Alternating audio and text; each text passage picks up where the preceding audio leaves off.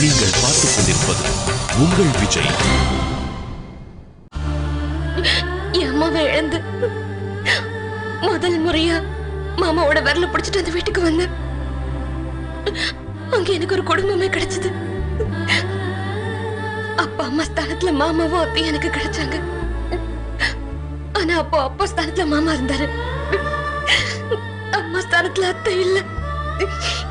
என்ன புரிஞ்சுக்கல, வருத்துக்கிட்டே இருந்தாங்க. என்னோட சின்ன வயசு நாட்கள் ரொம்ப கஷ்டமானதா தான் நகர்ந்துச்சு. அவங்க என்னதான் என்ன வெறுத்தாலும் நான் அவங்கள முழுசா என் தாயை ஏத்துக்கிட்டு தான் விழுந்தேன். தனத்தை என்ன பொண்ணா ஏத்துக்கிற சமயத்துல நான் அந்த வீட்டை விட்டு வந்துட்டேன். அதுக்கப்புறம் நடந்த சில விஷயங்கள் மாமாவை புண்படுத்துச்சு. அவர் என்ன வெறுக்க ஆரம்பிச்சாரு. என் வாழ்க்கையில ஒண்ணு கிடைச்சதுன்னா ஒண்ணு விட்டு போயிட்டே இருக்கு. மாமாவோட பாசம் இருக்கும்போது அத்தையோட பாசம் இல்ல, அத்தையோட பாசம் கிடைக்கும் போது மாமா என்ன வெறுக்க ஆரம்பிச்சாரு. அதுக்கப்புறம் அவங்க நான் செஞ்ச தப்ப மறந்து ஏத்துக்கும் போது அபிராமி அத்தை என்ன சந்தேகப்பட்டு வெளியே அனுப்பிட்டாங்க. அதுக்கப்புறம் அவங்களுக்கு என் மேல இருந்த தப்பான அபிப்பிராயத்தை போக்க நான் பட்ட கஷ்டம் எனக்கு தான் தெரியும். ஒவ்வொரு காலகட்டத்திலையும் ஏதோ ஒரு சோதனை என் நிழல் மாதிரி என்ன பின்தொடர்ந்து வந்துகிட்டே இருக்கும். இதெல்லாம் நான் எப்பவுமே பெருசா நினைச்சதில்லை. ஆனா நான் எப்பவுமே என் உயிரா நினைக்கிற என் ஜோதி என்ன புரிஞ்சுக்காதது எனக்கு ரொம்ப வருத்தமா இருக்கு. வாழ்க்கையில எனக்கான தோல்விகள் எப்பவுமே அவளுக்கு வெற்றியா இருந்திருக்கு. எல்லா விஷயத்திலயும் அவளுக்காக விட்டு கொடுத்துட்டே இருந்திருக்கேன். என்னோட வாழ்க்கைய பத்தி நான் எப்பவுமே கனவு கண்டதில்லை. அவ நல்லா இருக்கணும் தான் நினைச்சிருக்கேன். சாகுற வரைக்கும் என்ன புரிஞ்சுக்கிட்டு என் கூட இருப்பான் தான் நினைச்சேன். இப்ப நான் அவளுக்கு கெட்டவளா தெரியறேன். உங்களை நான் கல்யாணம் பண்ண முடிவு பண்ணது யாருக்காகன்னு தெரியுமா? நேரம் குறைவா பிறந்ததால தன்னையே குறைச்சு மதிப்பிட்டு இருந்தவ அவ. மத்த மாப்பிள்ளை எல்லாமே அவளை குறை சொல்லிட்டு இருக்கும் போதுதான் நான் உங்களை கல்யாணம் பண்ண சம்மதிச்சா அவளுக்கு ஒரு நல்ல வாழ்க்கை அமைய நினைச்சேன். அபிராமி அத்தையும் ஜோதிக்கும் கார்த்திக்கும் கல்யாணம் பண்ணி வைக்கிறேன்னு சம்மதிச்சாங்க. ஆனா மாமாவுக்கு இந்த வீட்டு மேலையும் இங்க உள்ளவங்க மேல இருக்க வெறுப்பையும் பார்த்துட்டு விட்டுட்டேன். எல்லா விஷயங்கள்லயும் அவளுக்காக விட்டு கொடுக்க பழகி இருக்கேன். ஆனா இப்போ அவ என்ன விட்டுட்டா. உலகமே ஒரு பக்கம் நின்னாலும் ஜோதி மட்டும் என் பக்கம் நிப்பா, என்ன புரிஞ்சுப்பான்னு நினைச்சேன். அவளை என்ன புரிஞ்சுக்காம எனக்கு எதிரா நின்னுட்டா. இப்போ எல்லா தப்பும் என்னாலதான் நடந்ததுன்னு நினைச்சிட்டு இருக்க. வேற யார் நினைச்சிருந்தாலும் நான் கவலைப்பட்டிருக்க மாட்டேன். ஏன் ஜோதியே என்ன இப்படி நினைச்சதுதான் என்னால தாங்கிக்க முடியல. எனக்கு தெரியும் இப்படி ஒரு நாள் வரும்னு. அதான் உனக்கு தேவையில்லாத விஷயங்கள்ல நீ தலையிடாதுன்னு சொன்ன. நீ கேட்கல. எல்லாம் நல்லதுதான் நடக்கும். ஜோதி வாழ்க்கையில ஒளியேத்த போறேன்னு விழுந்து விழுந்து நல்லது செய்ய போய் கடைசியில் அதுவே உனக்கு ஒரு பெரிய தலைவலியா வந்துருச்சு. நான் சொன்னதை கேட்டு அமைதியா இருந்திருந்தேன்னா இப்படி எதுவும் நடந்திருக்காதுல்ல. நீங்க சொல்றது உண்மைதான். ஆனா நான் இதை எதிர்பார்க்கல. எனக்கு கெட்ட பேர் ஏற்பட்டா கூட அவ வாழ்க்கை நல்லா இருக்கணும்னு நினைச்சு. மத்தவங்களை பத்தி விட நான் ஒரு கேள்வி கேட்கிறேன். கார்த்திக்கும் ஜோதிக்கும் கல்யாணம் பண்ணி வைக்கிறேன்னு ஏன் சொன்ன? உனக்கு அவங்க ரெண்டு பேருக்கும் கல்யாணம் பண்ணி வைக்கிறதுல விருப்பம் இல்லைன்னா நேரடியா சொல்லிருக்கலாம்ல. ஏன் அவங்க ரெண்டு பேருக்கும் கல்யாணம் பண்ணி வைக்கிறேன்னு சொல்லி நம்ப வச்சு ஜோதிக்கும் அரவிந்துக்கும் கல்யாணம் பண்ண ஏன் கஷ்டப்பட்ட? அப்போ நான் தான் மோசம் பண்ணேன்னு நீங்களும் சொல்றீங்களா? நான் தப்பா நினைக்கல. நீ எல்லாரோட பார்வையிலையும் கெட்டவளா தெரியற. அவங்க கேட்கிற கேள்வியை தான் நான் கேட்கிறேன். நான் உன்னை நம்புறேன். நீ ஒரு தப்பான காரியத்தை பண்ணதா எல்லாரும் நினைச்சாலும் நீ பண்ணது ஏதோ ஒரு வகையில நல்ல விஷயத்துக்காக தான் பண்ணிருப்பேன்னு எனக்கு தெரியும். ஆனா நீ எதுவுமே பேசாம இருந்தா நீ திட்டமிட்டு பண்ணதாதான் எல்லாருக்குமே தோணும். மனசளவுல உன்னை புரிஞ்சுக்கிட்டதுனால்தான் யார் என்ன சொன்னாலும் நான் நம்பல. சொல்லு, ஏன் அப்படி செஞ்ச?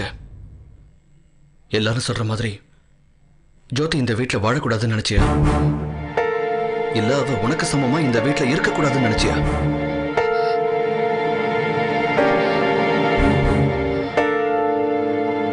ரொம்ப தப்பா புரிஞ்சுக்கிட்டீங்க பிரபு.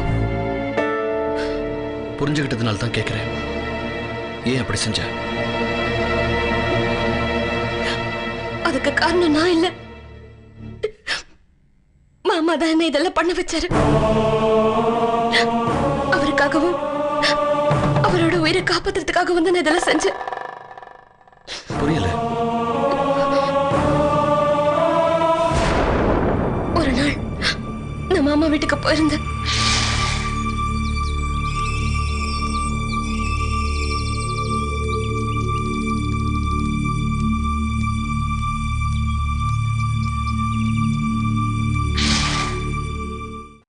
வீட்டுல யாரும் இல்லை. அத்தை, அத்தை, வீட்டுல யாரும் இல்லையே. எல்லாரும் எங்க போயிருப்பாங்க? பாட்டி, சங்கீதாக்கா,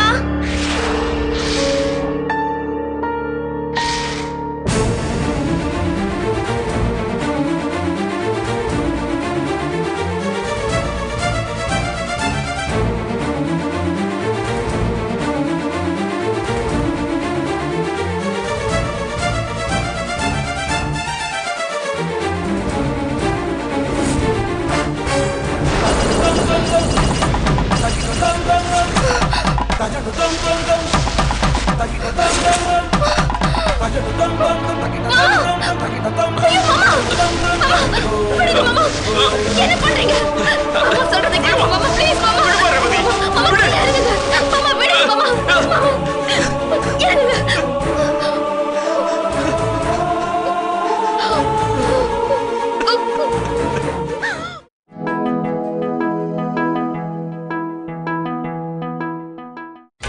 நீங்கள் பார்த்துக் கொண்டிருப்பது உங்கள் விஜய்.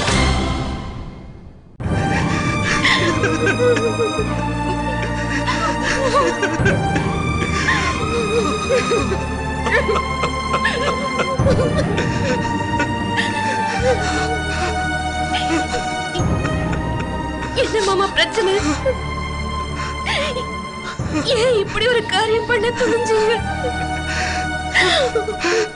உங்களை நம்பி எத்தனை பேர் இருக்காங்க. இப்படி ஒரு முடிவு எடுக்க உங்களுக்கு எப்படி மாமா மனசு வந்தது? அப்படி சாக துணிற அளவுக்கு உங்களுக்கு அப்படி என்ன கஷ்டம்? கஷ்டம் இல்லம்மா, மானம் போறதுக்குள்ள இந்த உயிர் போறதாம்மா உத்தமம். அப்படி என்ன நடந்துச்சு? எனக்கு எல்லாம் தெரியுமா. ஜோதி வழி மாறி போயிட்டா, என்ன ஏமாத்திட்டாமா. என்கிட்ட நீங்க பாக்குற பையனை தான் கல்யாணம் பண்ணுவேன்னு வாக்குறுதி கொடுத்துட்டு இப்ப கார்த்திக் கூட சுத்திக்கிட்டு இருக்கா. தட்ட மாத்தியாச்சு, கல்யாணத்துக்கான வேலைகள் கூட நடந்துகிட்டு இருக்கு. இப்போ ஜோதி அவன் கூட சுத்திக்கிட்டு இருக்கா.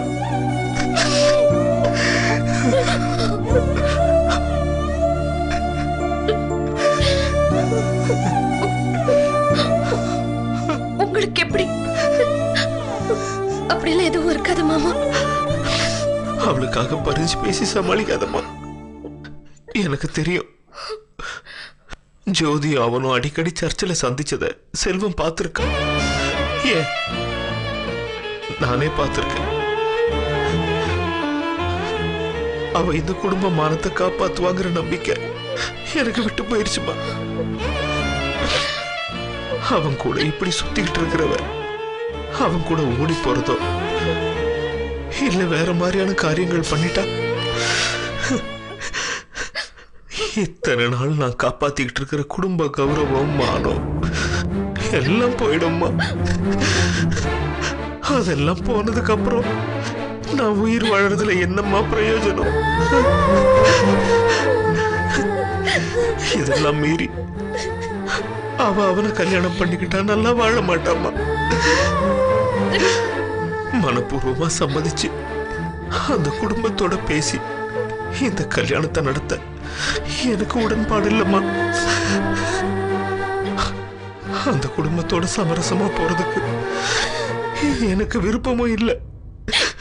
இல்ல மாமா, அரவிந்த் குடும்பத்துக்கிட்ட பேசி ஜோதிக்கும் கார்த்திக்கும் கல்யாணம் பண்ணி வைக்கலாம். நான் தூக்குல தொங்கணும்னு முடிவு பண்ணதே என் பொண்ணு அந்த வீட்டுக்கு மருமகளா போக கூடாதுன்னு தாமா. ஏற்கனவே உன் விஷயத்துல பார்த்துட்டேன். அந்த அம்மா எப்படிப்பட்டவன், ரொம்ப மட்டமான புத்திமா அவளோடது. உன்னை மருமகளா ஆக்கிறதுக்கு எப்படிப்பட்ட தில்லுமுள்ளு வேலையெல்லாம் அவ பார்த்தான்னு எனக்கு தெரியுமா.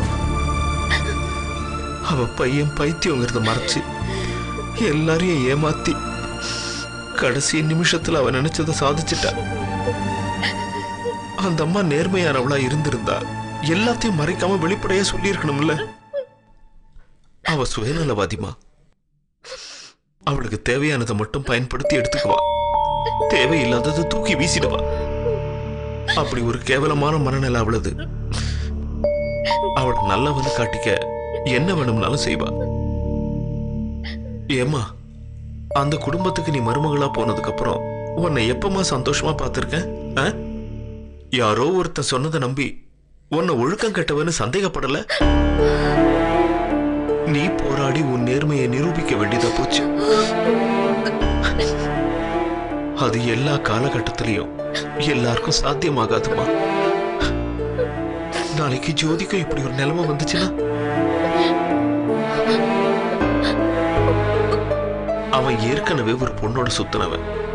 அது தோத்ததும் இப்ப ஜோதியோட சுத்துறான். அவன் காதல்ல மட்டும் என்னமா நேர்மை இருக்கு? அவனுக்கு தேவை வாழ்க்கையில ஒரு காதல். அது எப்படி இருந்தாலும் பரவாயில்ல. இது இளமையில வர கோளாறுமா, காதல் இல்ல. அது நல்லதும் பார்க்காது, கெட்டதும் பார்க்காது. இது புரியாம இவ அவன் கூட திரியறா. வாழ்க்கையை தொலைச்சிருவாளன்னு பயமா இருக்குமா. இதெல்லாம் பார்த்துக்கிட்டு எப்படிமா என்னால நிம்மதியா இருக்க முடியும்?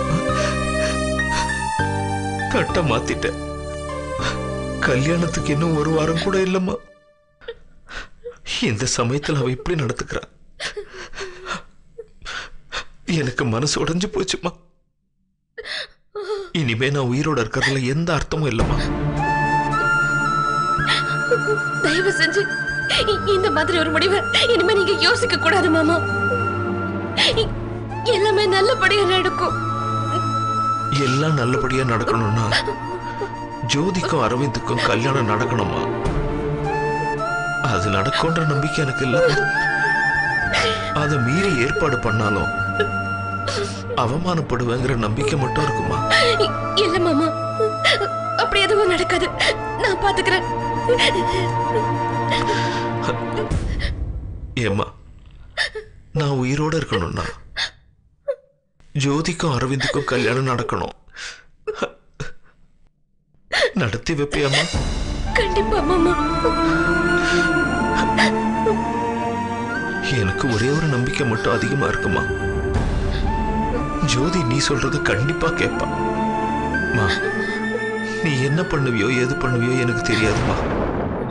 ஆனா ஜோதிக்கும் அரவிந்துக்கும் கல்யாணம் நடக்கணும். நடத்தி வைப்பியாமா? நடத்தி வைக்கிறேன் மாமா. சத்தியம் பண்ணு.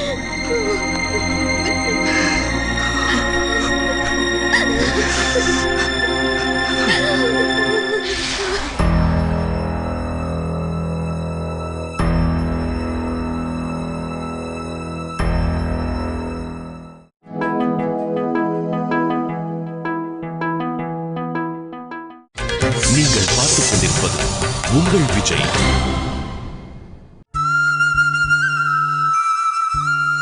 எனக்கு ரொம்ப ஆச்சரியமாவும் அதிர்ச்சியாவும் இருக்கு.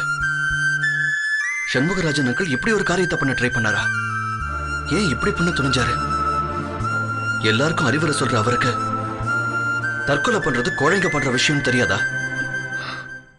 அவர் மனசளவுல பாதிக்கப்பட்டதுதான் முழுக்க முழுக்க அதுக்கு காரணம்.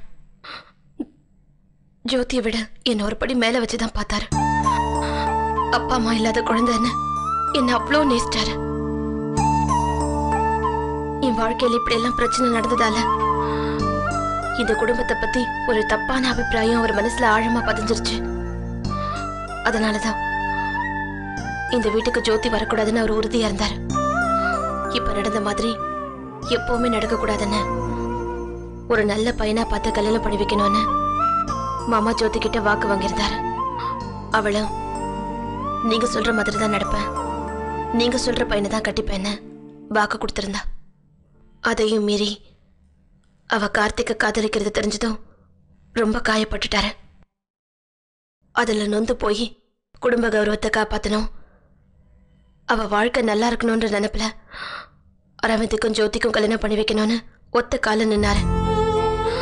அதையும் மீறி ஜோதி கார்த்திக் கல்யாணம் நடந்தா உயிரோட இருக்க மாட்டேன்னு அவர் சொன்னதை நம்பி அவருக்கு நான் வாக்கு கொடுத்துட்டேன். அதுபடிதான் நடந்துகிட்டேன். இது எல்லாமே கல்யாணம் நடந்து முடிச்சதுக்கு அப்புறம் ஜோதி கிட்ட பொறுமையை எடுத்து சொல்லி அவளுக்கு புரிய வைக்கலாம் நினைச்சேன். ஆனா அந்த உண்மையை சொல்ற சந்தர்ப்பத்தை அவ எனக்கு தரவே மாட்டேங்கிறா. இப்ப எல்லாருமே என்ன வெறுக்கிறாங்க. அந்த வீட்லயும் சரி இந்த வீட்லயும் சரி எல்லாரும் என்னை கெட்டவளாதான் நினைக்கிறாங்க. நீயே இப்படி வீணா பழிய சுமக்கணும்? மாமா கொடுத்த வாக்குக்காகவும் அவரோட கௌரவத்துக்காகவும் தான் இதெல்லாம் பண்ணேன்னு எல்லார்கிட்டையும் சொல்லிட வேண்டியதானே? ஏன் உன் மனசுல போட்டு குழப்பிக்கிட்டு இப்படி கஷ்டப்பட்டுக்கிட்டு இருக்க? நான் அப்படி சொன்னா யாரும் நம்ப மாட்டாங்க. அப்படியே நம்பினாலும் மாமாக்கு ஒரு கெட்ட பேர் வந்துடும். அப்படி என்ன அடம் பிடிச்சி பொண்ணோட வாழ்க்கையில விளையாட வேண்டிய சூழ்நிலை வந்துச்சுன்னு தப்பா பேசுவாங்க. அவரோட நிலைமையில் நின்று யாரும் யோசிக்க மாட்டாங்க. அந்த நிலைமையில் நின்று யோசிச்சதால எனக்கு அது நியாயமா பட்டுச்சு. அதனாலதான் அப்படி செஞ்சேன். விதிப்படி எல்லாமே நடந்து முடிஞ்சிருச்சு. புதுசா ஒரு பிரச்சனை உருவாக்க வேண்டாம் நினைக்கிறேன். வீட்டுல இருக்கிறவங்க கிட்ட சொல்லுவோம், ஜோதியை கூப்பிட்டு சொல்லுவோம். உன் மேல இருக்கிற கெட்ட அபிப்பிராயம் போயிடும். நீ அவஸ்தைப்பட வேண்டியதில்லை, எல்லாம் பழைய மாதிரி ஆயிடும். ஆகாது. நான் இன்னும் கெட்டவளா தான் தெரியுவேன். நான் செஞ்ச தப்ப மறைக்க அடுத்த ஒரு திட்டம் போட்டு பேசிட்டு இருக்கான்னு நினைப்பாங்க. அதை கேட்ட எனக்கு இன்னும் மன வருத்தம் ஏற்படுமே தவிர சந்தோஷம் திரும்பாது. இந்த உண்மைய அவங்களா என்னைக்கு தெரிஞ்சுக்கிற நிலைமை வருதோ அப்ப தெரிஞ்சுக்கிட்டோம்.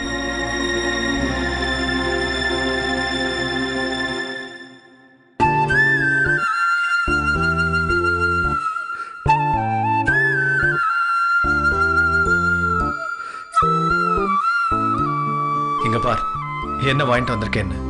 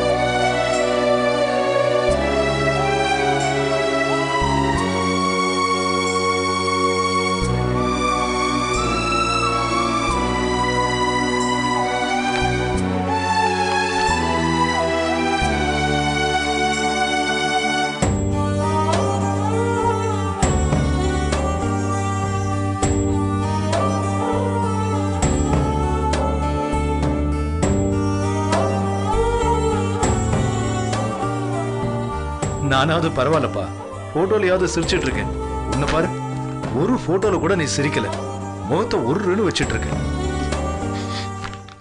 சிரிக்கிற மாதிரி இருந்துச்சு என் நிலைமை. சரி விடு, எதுக்கு மேட்டர் சீரியஸ் ஆக்கிக்கிட்டு? நம்ம கல்யாணத்தை நான் எப்படிலாம் நினைச்சு பார்த்திருப்பேன். எங்க அப்பா அம்மாவும் எப்படிலாம் நினைச்சு பார்த்திருப்பாங்க. அவங்க இல்லாமலே கல்யாணம் நடந்து முடிஞ்சு போச்சு. இந்த ஆல்பத்தை எடுத்து பார்த்தா கூட உன்னையும் என்னையும் தவிர சுத்தி எங்க சொந்த பந்தம் யாருமே இல்லை.